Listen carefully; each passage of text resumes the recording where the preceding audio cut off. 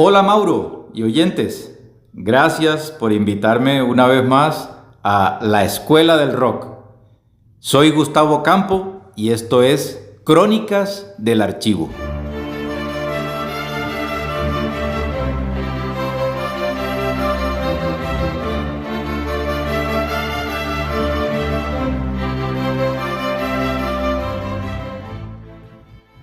En mi archivo tengo un libro que ya lleva varios años conmigo. Es un libro de 1968, aunque yo tengo una versión mucho más reciente.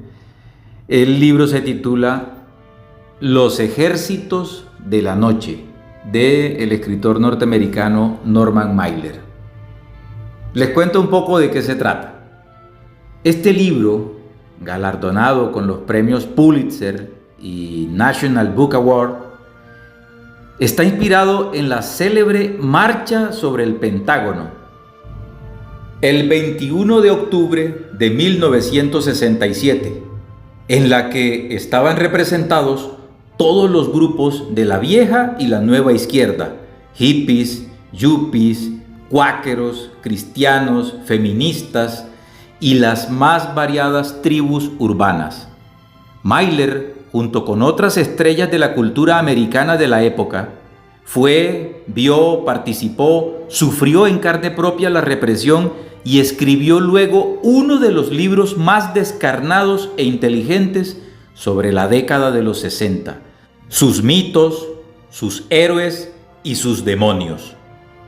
Los ejércitos de la noche es una crónica de acontecimientos históricos que es también una novela y, en última instancia, un capítulo de la autobiografía de Norman Mailer, porque el escritor en esta novela de no ficción se constituye en personaje de su libro y deja que la historia, con toda su complejidad y sus contradicciones, hable en él.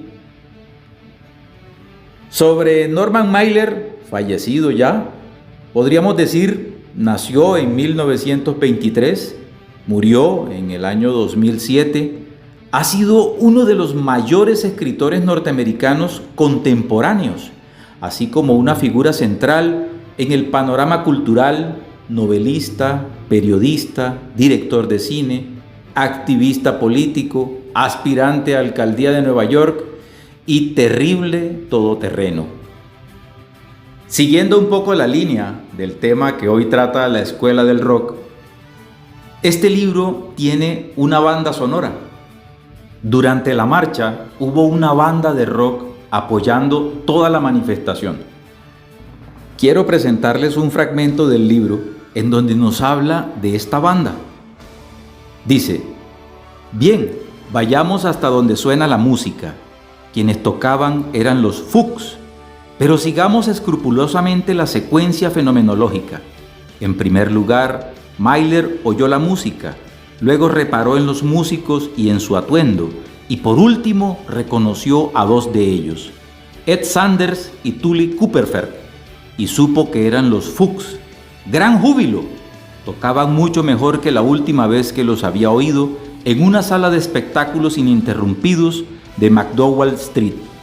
Ahora vestían capas amarillas y naranjas y rosas y parecían a un tiempo gurús indios, mosqueteros franceses y capitanes de caballería sudistas.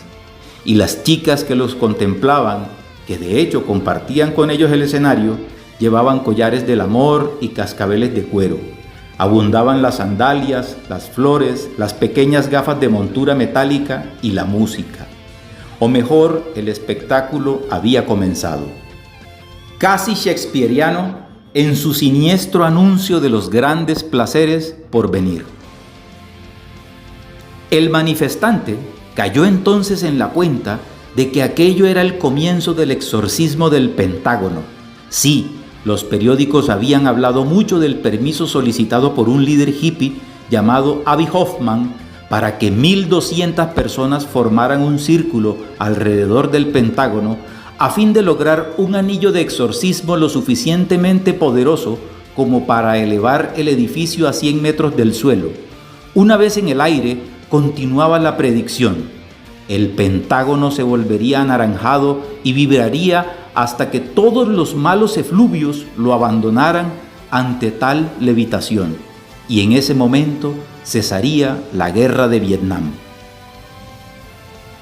Me detengo aquí en este fragmento para hablar de los Fugs.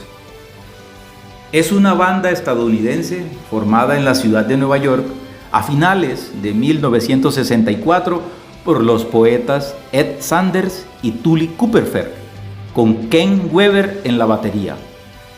Poco después se les unieron Peter Stamper y Steve Weber de The Holy Modal Rounders.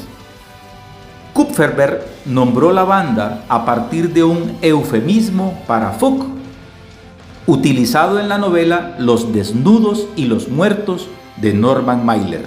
Y aquí vuelve la referencia sobre Mailer y este libro que acabamos de leer. De la banda se dice que lideró la escena underground estadounidense en la década de 1960 y se convirtió en una parte importante de la contracultura estadounidense de esa década. El grupo es conocido por su naturaleza cómica, incluso lasciva, pero también se ganó la fama a través de su persistente sentimiento contra la guerra de Vietnam durante la década de 1960. Hay un disco de toda su discografía en donde hay una canción bastante especial.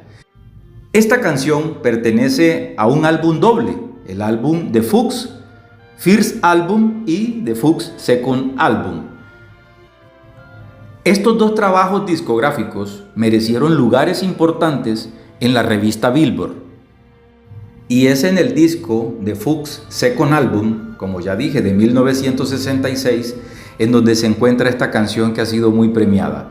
Se trata de la canción Frenzy, que viene a traducir frenesí. Y con esta canción me despido por hoy. Como siempre, un gusto estar en la Escuela del Rock. Soy Gustavo Campo y esto fue Crónicas del Archivo. Hasta pronto.